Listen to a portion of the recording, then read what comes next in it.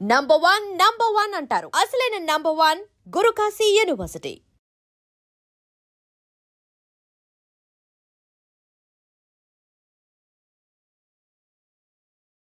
But ఎలా ఉన్నారు Baladitya? Wonderful as always. భగవంతుడి దయ వల్ల ఆల్ గుడ్. కొంతమంది ఆల్రెడీ గతంలో అడిగిన క్వశ్చన్స్ అడిగితే నేను మళ్ళీ డిఫరెంట్గా అడుగుతాను కాబట్టి మీరు డిఫరెంట్గా చెప్తారని ఆశిస్తున్నాను. అందులో మీతో కదా. మొన్నటికి వాళ్ళకి మొహం మారిపోయింది ఏంటి? మొన్న గడ్డం మొహానికి కొంచెం అడ్డంగా ఉంది, ఇప్పుడు దాన్ని తొలగించాను. నైస్. చూసారా కవులు ఇలా మాట్లాడుకుంటూ ఉంటే. ఇంకొకటి కవిత్వంలో కూడా నాకు అనిపించేది ఏంటంటే అవతల ఆస్వాదించే వాళ్ళు ఉంటే వచ్చే ఫ్లో వేరేగా ఉంటుంది.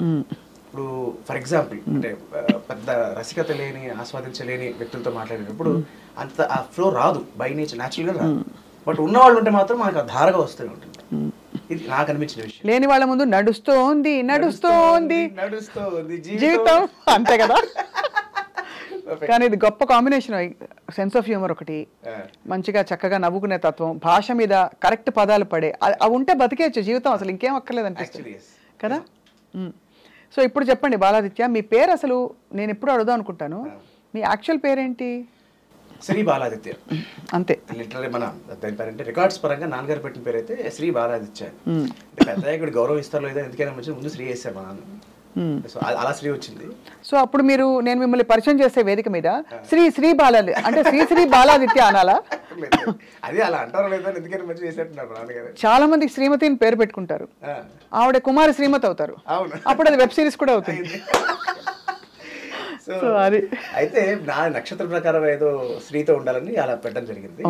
ఇంకా ఒరిజినల్ గా అయితే నేను పుట్టింది ఒక ఆదివారం పూట ఉదయం 5:47 ఆ ప్రాంతంలో సన్ రైజ్ అవుతూ ఉంటుంది. సో బాలాదిత్యుడు కనిపించాడు ఆ టైంలో అని మా నాన్నగారు సింబాలిక్ గా ఒక మెటాఫర్ లాగా ఆ పేరు పెట్టడం జరిగింది. అయితే ఇది బాల ఆదిత్య నా పేరు. చిన్నప్పుడు చైల్డ్ ఆర్టిస్ట్ గా ఉన్నప్పుడు అంతా మాస్టర్ ఆదిత్యనే పడేది. సో పెద్దయ్యా కూడా నేను ఆదిత్యనే వేద్దాం అనుకున్నా. కాకపోతే ఏమైందంటే చంటిగాడి సినిమా నా ఫస్ట్ పిక్చర్ హీరో జయ గారు దర్శకురాలు ఆ సినిమాకి. ఆవిడ ఆదిత్యనే ఆవిడ అలాగే పిలిచేవారు, అంత అలవాటు. చిన్నప్పుడు ఇండస్ట్రీలో వాళ్ళందరూ ఆదిత్య అని పిలుస్తారు. కాకపోతే ఆ టైంకి ఏమైంది అంటే ఆదిత్య ఓమన్ ఒక హీరో ఒక ఆయన ఉన్నారు, అలాగే మన సాయి కుమార్ గారి అబ్బాయి ఆది కూడా అప్పుడు లాంచ్ అవబోతున్నాడు అన్న న్యూస్ ఒకటి ఉంది. రవిరాజ్ గారి అబ్బాయి ఆది పిలిశెట్టి ఉన్నాడు. సో ఇంతమంది ఆది ఉన్నారు కదా. మళ్ళీ ప్లస్ కాకుండా అదే టైంలో అక్కినేని నాగేశ్వరరావు గారు ఒక సినిమా ఒకటి లాంచ్ చేశారు, ఆ అబ్బాయి పేరు ఆదిత్య డైరెక్ట్గా. ఈ కన్ఫ్యూజన్లు ఎక్కువైపోతాయి అని ఆవిడ పేరు ఇంకేమైనా పెడదామా అంటే నా పేరులో ఇలా బాలా ఉందండి అంటే ఆవిడ అవును చైల్డ్ ఆర్టిస్ట్ కూడా కదా, సరే ఇలా ఇదే పాపులర్ చేద్దామని చెప్పి ఇంకా బాలాదిత్య. సో బాలకి ఆదిత్యకి సంధి జరిగిపోయింది అంతే ప్రకారం. సో బట్ వాస్తవానికి బాల ఆదిత్య డిస్టింక్టివ్ గా అందరికి ఎవ్రీబడి రిమెంబర్స్ యూ బాలాదిత్య అనగానే ఓ బాలాదిత్య అని అనమాట అలా. సో ఇవాళ బాలాదిత్య 369 ఎందుకంటే మనం తెలుసు కదా ఆదిత్య 369 లా మనం గతంలోకి వెళ్తాము, ఫ్యూచర్ లోకి వెళ్తాము, ప్రెసెంట్ లో కూడా ఉండబోతున్నాం. సో ఇప్పుడు మీరు చైల్డ్ ఆర్టిస్ట్ గా ఆఫ్ కోర్స్ మీరు ఐ థింక్ 5-6 భాషల్లో నటించారు. చేశాను, తెలుగు, హిందీ, తమిళ్, ఇంగ్లీష్, కన్నడ, మలయాళం. బాబోయ్, కానీ అసలు పిచ్చ ఆపర్చునిటీ కదా. అన్నయ్యకి రాని ఆపర్చునిటీస్ మీకు వచ్చాయి. అసలు నేను యాక్టర్ అవ్వడం కారణమే అన్నయ్య. ఎందుకంటే అన్నయ్య కిట్టిగాడు అని చెప్పి ఒక టీవీ సీరియల్ చేశాను. అవును తెలుసుగా. అయ్యో. సో దానికి అన్నయ్యకి నంది అవార్డు వచ్చింది. వచ్చినప్పుడు రాయల్ నరసింహారావు గారు మా గురువు గారు ఆయన అన్నయ్యని చూడడం అవార్డ్స్ ఫంక్షన్లో. తర్వాత చాలా రోజుల తర్వాత నెలల తర్వాత అనుకుంటా ఈ సినిమా కోసం అని పిలిచారు. అన్నయ్యని పిలిపిస్తే అన్నయ్య పొడుగైపోయాడు, అంటే గ్రోయింగ్ ఏజ్ కదా, 10 years 19 years పొడుగైపోయాడు. నేను ఊరికే వెళ్ళి అన్నయ్యతో పాటు తోడుగా వెళ్ళినప్పుడు వీడైతే కరెక్ట్గా ఉంటాడు, కొంచెం సైజ్ చిన్నగా ఉన్నాడు కానీ ఇంకా చిన్న బట్ ట్రై చేద్దామని చెప్పి ఆడిషన్ చేశారు. సో ఆడిషన్ చేసినప్పుడు నేను ఆడిషన్లో సెలెక్ట్ అవ్వడం వల్ల ఎదురుంటి పక్కన పక్కింటి పడడం అనే సినిమాలో ఒక స్టాంప్గా అవ్వడం వల్ల అది మా డాడీ లాంటి రాజేంద్ర ప్రసాద్ గారి చేతుల మీద వనమాల తిద్దడం వల్ల అవును ఇక ఐ నెవర్ లుక్ బ్యాక్. అవును. సో దట్స్ నాకు ఒక రకంగా అన్నయ్య కారణం నాకు రావడానికి. అవునవును, డెఫినెట్గా. కౌశిక్ అఫ్ కోర్స్ మా ఫ్యామిలీకి ఎంత క్లోజో, మీరు కాదని కాదు కానీ మీరు కొంచెం తక్కువ, అన్నయ్య బాగా క్లోజ్ అది. సో ఆదిత్య, మీరు రాజేంద్ర ప్రసాద్ గారితో ఇంకా మీ అనుబంధం అలా జర్నీ కంటిన్యూ అవుతుందా లేకపోతే తర్వాత? అంటే మాట్లాడతాను ఎప్పుడైనా, అంటే అకేషన్ వచ్చినప్పుడు ఆయన పుట్టినరోజుకు ఫోన్ చేస్తాను, లేదంటే మొన్న ఎదురునూరు పక్కింటి వాళ్ళ సినిమా 30 ఏళ్ళు కంప్లీట్ అయింది అనే సందర్భంగా ఫోన్ చేసి ఆయనతో మాట్లాడాను. సో ఓవర్ కాల్ ఎప్పుడైనా మాట్లాడతాను, కలిసినప్పుడు పలకరిస్తాను తప్ప రెగ్యులర్ కాంటాక్ట్ లేదు.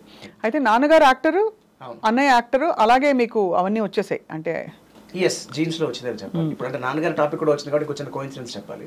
అంటే ఆ సందర్భం వచ్చింది కాబట్టి 30 ఏళ్ళు పూర్తయిందని చెప్పి నేను మా గురుగారు వెంకటేశ్వరరావు గారికి నారాయణరావు గారికి ఇద్దరికి ఫోన్ చేశాను. ఇలా అంకుల్ మీ చేతుల్లో నేను నా జీవితాన్ని మొదలుపెట్టి 30 ఏళ్ళు పూర్తయింది అని వాళ్ళకి థ్యాంక్స్ చెప్దామని. ఆ క్రమంలో రామేశ్వర గారికి ఫోన్ చేసినప్పుడు నేను ఆయన ఫస్ట్ ఫోన్ ఎత్తంగానే నేను అంకుల్ ఆదిత్య మాట్లాడతాను అన్నాను. అంకుల్ నేను స్టాంపుని మాట్లాడుతున్నాను చెప్పరా అంటాడు ఆయన. సో అలాగా అంకుల్ ఇలాగ 30 ఏళ్ళు పూర్తయిందంటే ఆయన అవునరా తిరుపతిలో కదా అన్నారు. అవును అంకుల్. బా 30 ఏళ్ళు అయిపోయిందా, అక్కడెక్కడ హోటల్ దగ్గర చేశాను మనం ఫస్ట్ షాట్.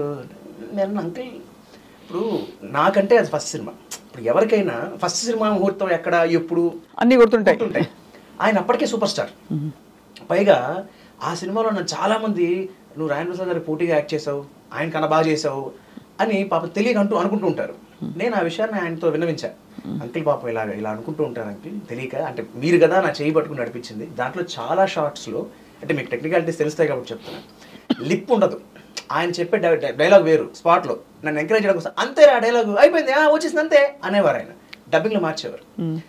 అలా చాలా సందర్భాల్లో చేశారు. సో అంత ఎంకరేజ్ చేశారు ఆయన. సో మీరు అలా చేశారు కాబట్టి కదా అంకుల్ నేను ఒక మట్టి ముద్దని నాకేం వచ్చు, మీరు చెప్పారు కాబట్టి అలా చేయగలిగాను కదా అంటే ఆయన ఒక అద్భుతమైన మాట అన్నారు. నేను దాని జీవితకాలం మర్చిపోలేను. ఏంటంటే దానికి 2 కారణాలు ఉన్నాయిరా. ఒకటి, ఒక ఆర్టిస్టు ఒక ఫ్రేమ్లో యాక్ట్ చేస్తున్నప్పుడు ఇద్దరూ కనుక సమపాళల్లో చేయకపోతే తక్కువ చేసిన వాడు బాగా తక్కువ చేసిన వాడు అవతల వాడు చేసేది చాలా ఎక్కువగా అనిపిస్తుంది. దాన్ని బ్యాలెన్స్ చేయగలగాలి ఒకటి. 2, నీ పట్ల నాకు ఒక ప్రత్యేకమైన బాధ్యత ఉంది. ఏంటంటే నా ఫస్ట్ సినిమాకి అంటే ఆయన ఫస్ట్ సినిమాకి నా ఫస్ట్ సినిమాకి మీ నాన్న హీరో, బాపు గారి స్నేహం. సో ఆయన కొడుకైన నీ ఫస్ట్ సినిమాకి నేను హీరో, మరి నాకు బాధ్యత ఉందిగా. అది అంటే ఒక టాప్ స్టార్ ఇన్నేళ్ల తర్వాత మళ్ళీ ఆ విషయాన్ని గుర్తుపెట్టుకుని ఎప్పుడో 35 ఏళ్ల క్రితం జరిగిన విషయాన్ని మళ్ళీ దాన్ని ఇది కారణం అని చెప్పడం అంటే ఆయన సంస్కారానికి ప్రతీక. చాలా గొప్పగా ఉంది వింటుంటేనే. చాలా ఎంత ఇవన్నీ యాదృచ్ఛికం అనిపిస్తాయి ఆదిత్య మీకు? అంటే ఇలా రాసిపెట్టుంది అని, లేకపోతే ఏంటి మీ నమ్మకం నడుస్తున్నప్పుడు? తెలీదు. అంటే కొన్ని మీరు అన్నట్టు ఎంత యాదృచ్ఛికం అంటే నా first shot 1991 June 13th child ఆర్టిస్ట్గా 23 పక్కిన పడడం.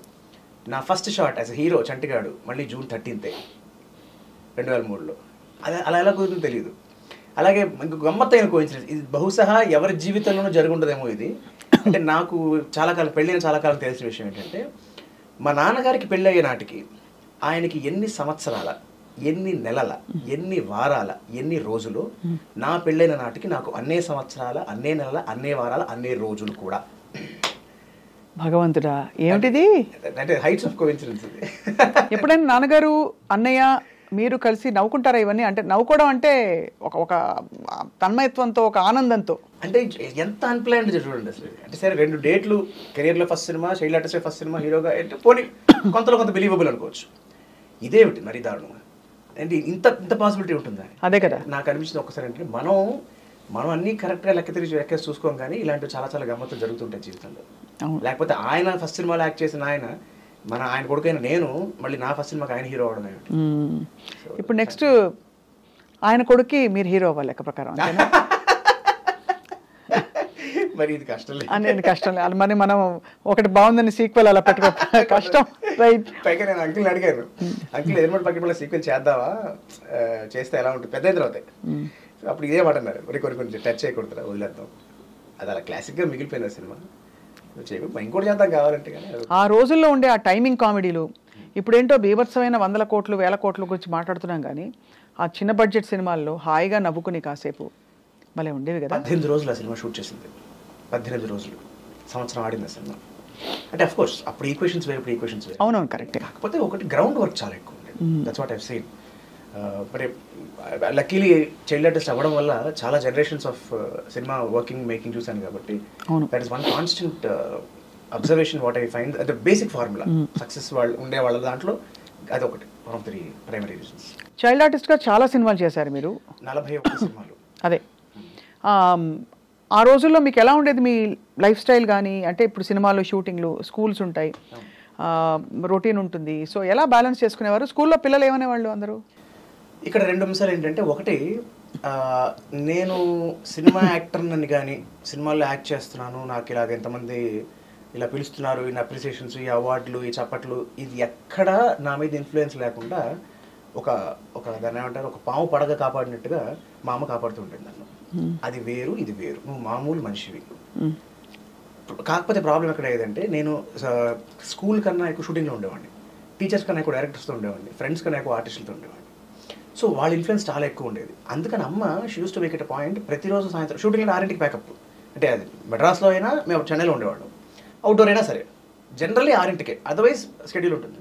ప్రతిరోజు సాయంత్రం 6ంటికి రాగానే బట్టలు ఇప్పంగానే ఆ బట్టలతో పాటే ఆ సినిమా షూటింగ్ అయిపోయింది. స్నానం చేసి మళ్ళీ కూర్చుని 7 నుంచి 9 దాకా చదివే. దాంట్లో చాలా చాలా సహాయం చేసింది మా అన్నయ్య. ఎందుకంటే నేను మిస్ అయిన నోట్స్ అని వాడు రాసి ఇచ్చేవాడు. ఎంత మంచి అన్నయ్య అబ్బా. అయ్యో బాబాయ్ చాలా మంచివాడు. Kaushik, very proud of you Kaushik. నేను సీరియస్లీ నేను చేసే వెధోపాలన్నిటికీ మా అన్నయ్య అండగా ఉండేవాడు. నాకు ఎప్పుడు అంటే అన్నయ్య నాకు చాలా ఇష్టం, చాలా ఆదర్శం. అంటే ఎంత ఆదర్శం అంటే కొన్ని నాకు గమ్మత్తుగా అనిపిస్తుంటాయి. అన్నయ్యకి ఒక టైంలో ఎండలో నడుస్తుంటే కళ్ళు ఇలా పెట్ట అలవాటు ఉండేది, నాకు అలా ఉండేది కాదు. అన్నయ్య అలా పెడుతున్నాడు కదా, నేను అలాగే పెట్టేవాడిని. అసలు నేను యాక్టింగ్ చేయడం కారణమే అది. ఏంటంటే అన్నయ్యకి నంది అవార్డు ఇచ్చారు, నాకు ఇవ్వలేదు. ఇప్పుడు ఇంట్లో 2 పిల్లలు ఉంటే ఎలా ఉంటుంది, 2కి బొమ్మలు 2కి బట్టలు అన్నీ వస్తాయి కదా.